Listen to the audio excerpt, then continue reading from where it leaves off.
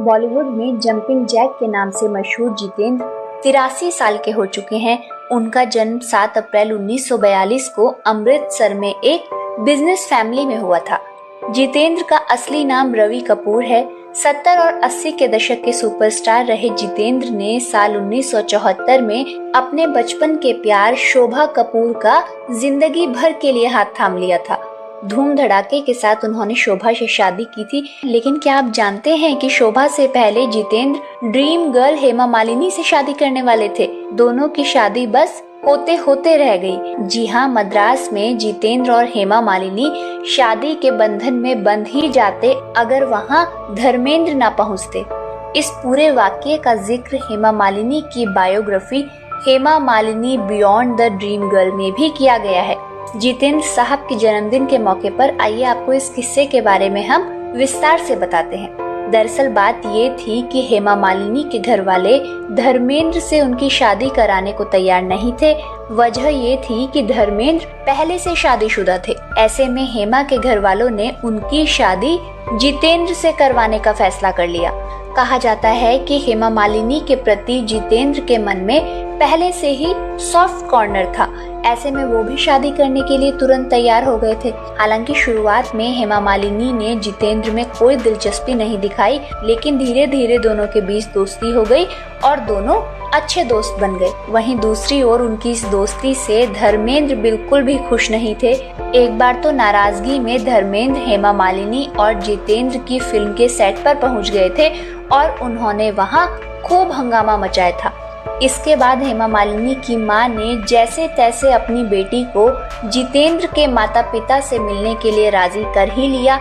उधर जितेंद्र के परिवार वाले इस शादी से खूब खुश थे, लेकिन बात तब बिगड़ गई जब दोनों की शादी की खबरें मीडिया में आ गई और धर्मेंद्र को इसकी भनक लग गई। जैसे ही धर्मेंद्र को इस बारे में पता चला, वो जितेंद्र की गर्लफ्रेंड शोभा को अपने साथ लेकर शादी रोकने मद्रास पहुंच गए। हालांकि हेमा मालिनी के पिता ने गुस्से में धर्मेंद्र को वहां से जाने को कहा। इस दौरान शराब के नशे में धुत होकर अभिनेता ने वहां से जाने से साफ मना कर दिया, जिसके बाद हेमा मालिनी के पिता उन पर भड़क गए और उन्होंने कहा, तुम शादीशुदा मर्द हो, मेरी बेटी की जिंदगी से चले क्यों नहीं जाते? वो तुमसे शादी नहीं कर सकती। लेकिन धर्मेंद्र ने उनकी एक नहीं सुनी। धर्मेंद्र की जिद पर हेमा के पिता ने दोनों को थोड़ी देर के लिए मिलने दिया। कहते हैं कि अकेले में धर्मेंद्र ने हेमा को समझाया और उनसे कहा कि वो इतनी बड़ी गलती ना करें। इसके बाद जब हेमा कमरे से बाहर आई तो उन्होंने कहा कि उन्हें इस शादी के लिए थोड़ा टाइम चाहिए। उनकी ये बात सुनकर जितेंद्र और उनका परिवार आग बबूला हो गया।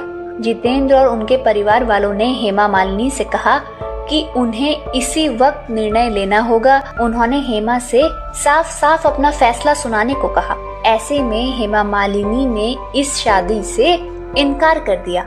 कहा जाता है कि जितेंद्र को ये बेइज्जती बर्दाश्त नहीं हुई और वो उसी वक्त अपने परिवार के साथ शादी छोड़कर वहाँ से चले गए। इसके बाद हेमा के पिता का भी निधन हो गया।